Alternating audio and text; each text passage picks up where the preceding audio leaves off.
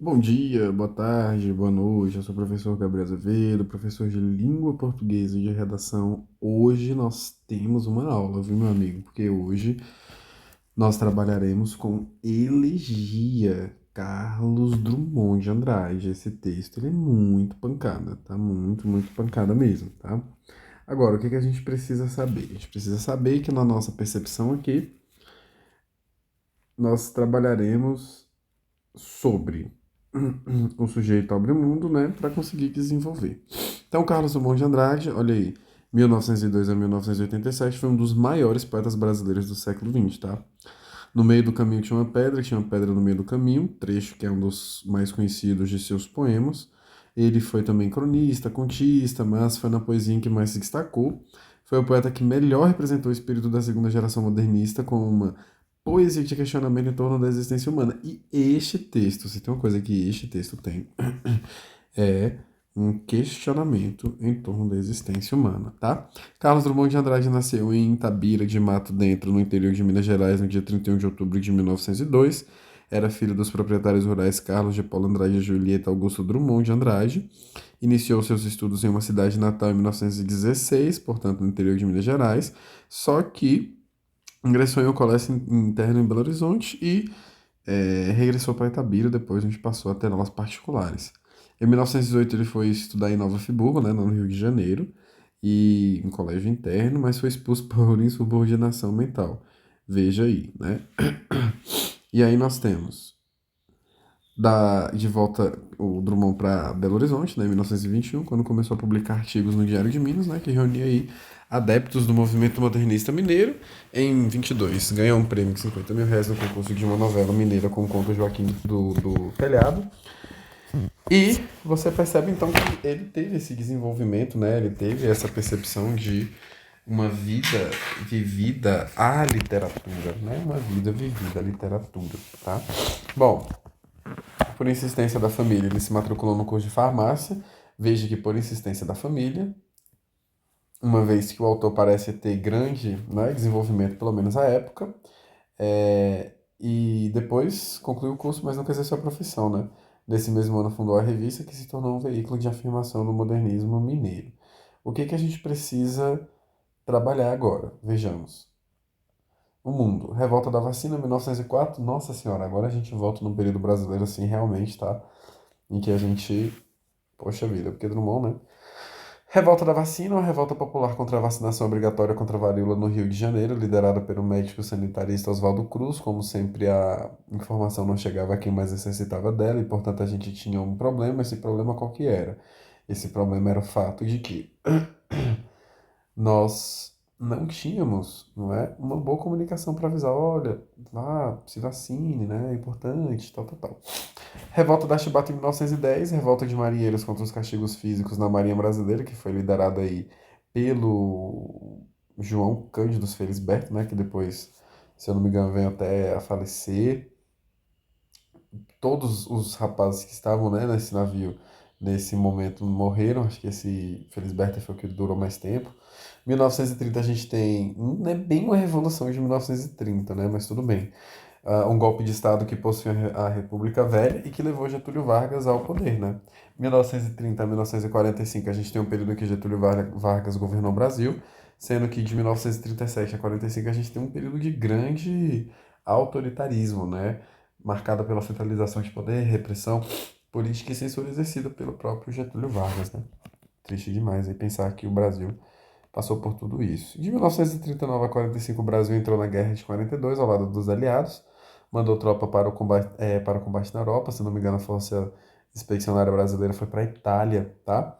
Aí a gente tem a redemocratização em 1945, né, depois de Vargas, com o fim do Estado Novo, restauração do regime democrático que dura mais ou menos ali até 64, quando a gente tem uma derrubada do presidente João Goulart, né, e instauração da ditadura militar que durou aí até 1985.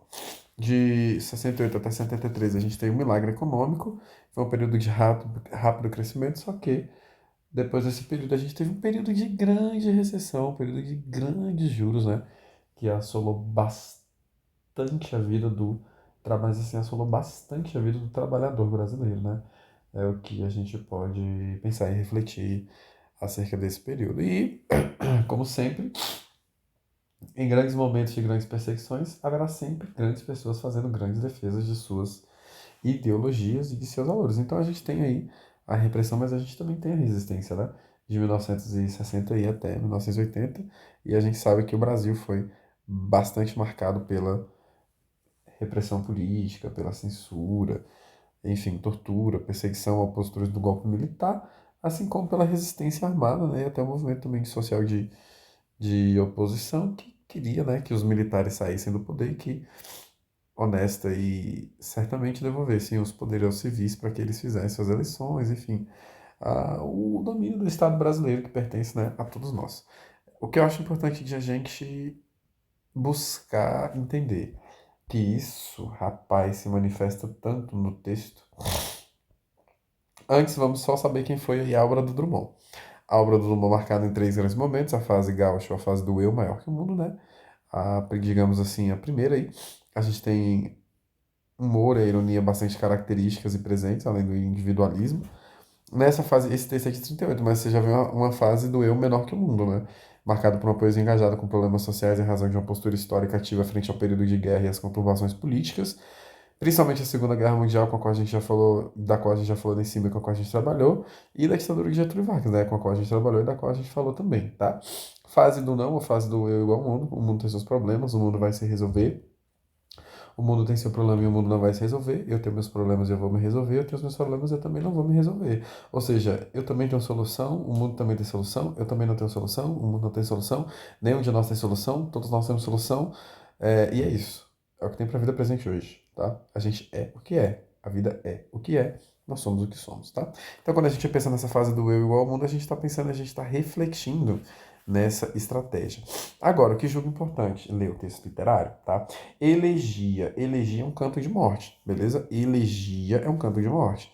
Bom, elegia sendo um canto de morte, a gente já consegue perceber que pelo próprio nome estético do próprio, né, texto literário, nós temos aí uma ideia, né, de que o conteúdo não é legal, ou o conteúdo é um conteúdo triste, tá? Se você quer a minha opinião. E um texto, né, muito crítico, né, muito crítico. O que que a gente pode pensar? Nós podemos pensar que, primeira coisa com relação ao tema, então já pode anotar aí que elegia, né, elegia, ó, elegia é um canto de morte. Canto de morte. Ele era escrito ou em pentassílabo, né, ou em hexassílabo, mas não foi escrito assim. Por quê? Modernismo, quebra, ó, modernismo. Quebra de uma ou de um padrão literário, o quê? Europeu, tá? Depois. Trabalha sem alegria para o mundo. As formas e as ações não encerram nenhum exemplo. Trabalhas sem alegria para o mundo caduco. Ó, trabalha sem alegria. Proletariado. O mundo caduco, o mundo se esquece. Ou seja, nada acontece uma vez. Tudo acontece de um jeito em que se repete. O sofrimento do homem se repete. A exploração do homem pelo homem se repete. Onde as formas e as ações não encerram nenhum exemplo, claro, porque a exploração do homem pelo homem se repete nesse mundo caduco, tá? Exploração do homem pelo homem se repete, tá? A exploração do homem pelo homem, aqui, ó. Esqueci aqui, deixa eu colocar homem. Praticas laboriosamente os gestos universais. Então, veja, laboriosamente podemos pensar em termos de trabalho. Laboriosamente. Não, deixa eu colocar aqui do lado que é melhor, sabia?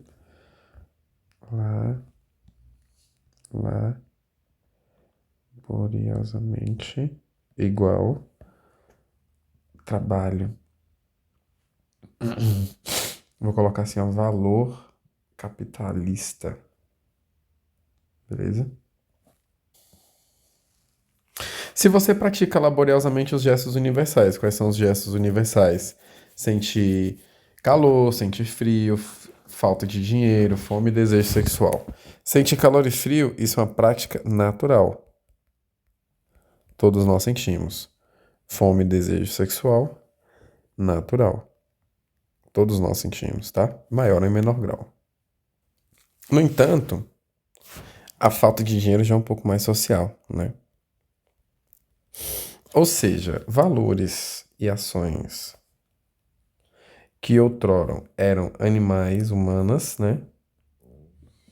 Animais barra humanas. Essas ações agora são o quê? Capitalistas. Capitalistas,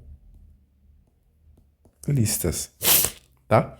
Heróis enchem os parques da cidade em que te arrastas e preconizam a virtude, a renúncia, o sangue frio e a concepção. Heróis, quem são esses heróis? Podem ser tantos, né? Nós podemos ter os heróis aí pensando aqui, né? Na acentuação do texto, porque o texto, enfim, passado, pretérito. Nós podemos pensar que esses heróis que enchem os parques da cidade em que te arrastas, esses heróis funcionam como duas, pelo menos, digamos, duas formas aí, né? Primeiro, esses heróis podem ser os políticos, esses heróis podem ser os políticos, como esses heróis podem ser os religiosos. Olha a crítica. Já está criticando aqui o sistema capitalista. Agora você está criticando aqui o sistema religioso capitalista filosófico também, né? Esses heróis que enchem os parques da cidade em que te arrastam, eles preconizam, ou seja, eles dão a parecer, eles dão a entender o quê? A virtude, a renúncia, o sangue frio, a concepção. Ou seja, você pode perceber aqui que eles dão a entender que eles têm tudo isso. Virtude, que eles têm renúncia de coisas ruins, sangue frio e concepção. Só que o que é que você percebe? Que quando você trabalha com a ideia de ter uma um herói, esse herói, ele precisa ser uma pessoa que vai te socorrer, uma pessoa que vai te ajudar, uma pessoa que vai fazer de tudo para que você consiga desenvolver-se, para que você consiga fazer acontecer, né? O que que você precisa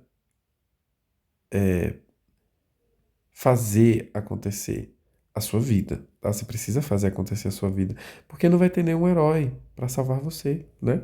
Porque esses heróis, olha, à noite, se neblina, ó, à noite, se neblina, esse herói que deveria te salvar, o que que ele vai fazer? Abrir guarda-chuvas de bronze, ele vai se proteger da neblina.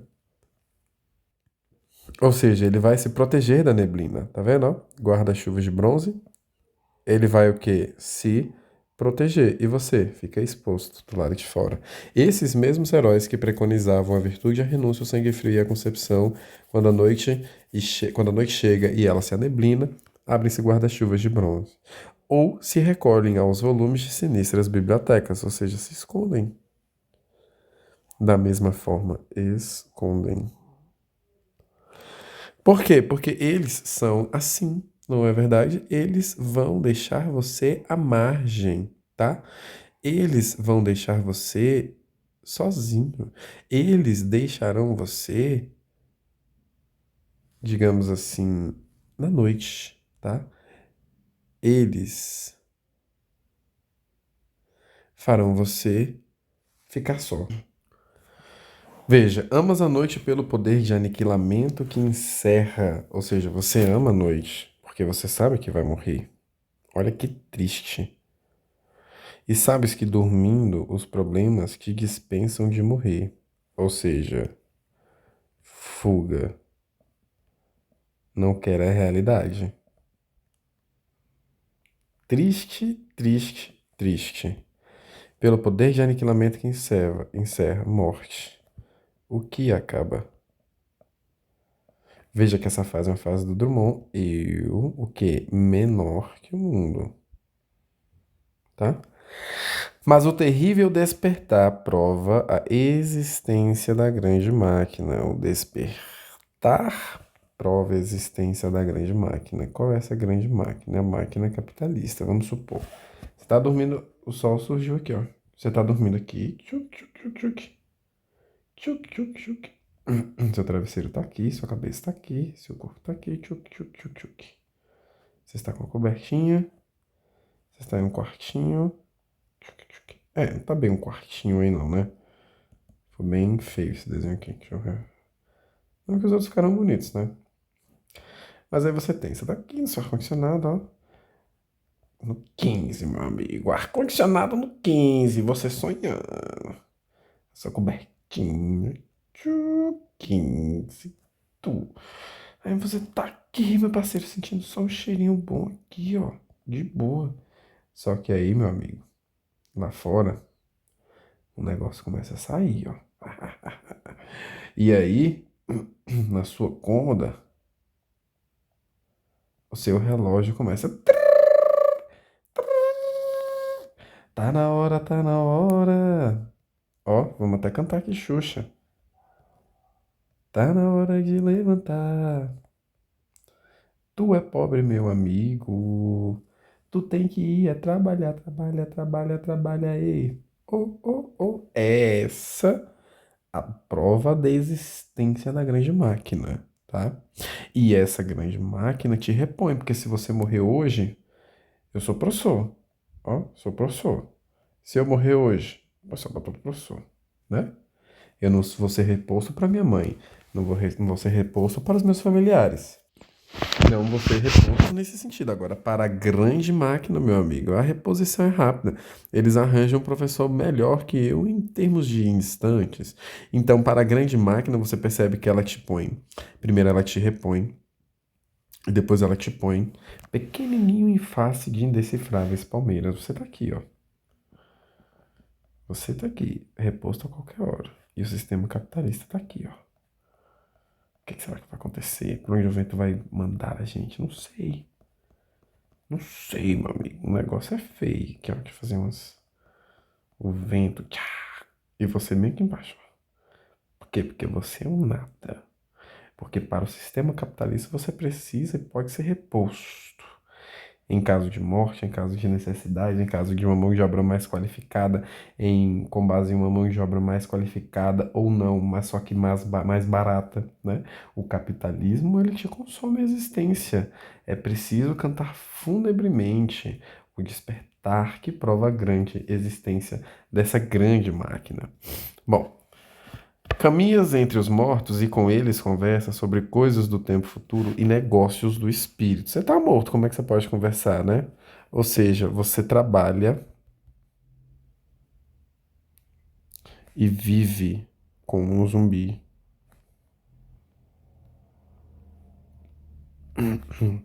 Você conversa sobre coisas e negócios do espírito porque até a fé virou mercado.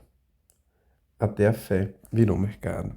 A literatura estragou tuas melhores horas de amor. É a literatura que condiciona o ser humano, não é? A literatura que condiciona o ser humano condiciona negativamente. Isso por quê? Porque você tem que ler. Você tem que trabalhar em vez de você ler. Você tem que arrancar e ganhar dinheiro. Então, se você está lendo texto literário, se você está lendo literatura, se você está consumindo esse tipo de coisa, não pode, meu amigo. Não pode, para com isso. Por que que você vai ficar lendo texto literário? Por que que você vai ficar lendo coisas? Não existe, sua vida é boa, sua vida é ótima. Deixa eu te explorar. Deixa eu fazer a sua mão de obra mais barata. Que isso? Se você morrer, não dá nada. Eu te reponho. Porque você é pequeno, porque você é nada. Não é? Ao telefone, perdeste muito, muitíssimo tempo de semear. Coração orgulhoso tem pressas de confessar a tua derrota. Olha aí. Pressas de confessar a sua derrota. E adiar para outro século a felicidade coletiva. Que é adiar para outro século a felicidade coletiva? Esperar que as próximas gerações sejam felizes Você aceita a chuva, a guerra, o desemprego e a injusta distribuição, porque você não pode sozinho dinamitar a ilha de Manhattan. Então você perceba que a partir de um determinado momento o texto começa a conversar com você, né? Porque se você tem que você não pode dinamitar a ilha de Manhattan, se tu aceitas a chuva, tu não pode sozinhos dinamitar a ilha de Manhattan, ele está conversando com você. Você não pode dinamitar o capitalismo. Você não pode dinamitar os Estados Unidos da América que representam esse sistema capitalista. Então, é uma obra fúnebre? Sim. Por quê? Porque você está morto em vida. Por quê? Porque o sistema capitalista assolou os seus problemas, assolou a sua vida. Ele promove as tragédias, ele promove as desgraças que acontecem na sua vida e te repõe como se você não fosse nada. Beleza, meu amigo e minha amiga? Um abraço.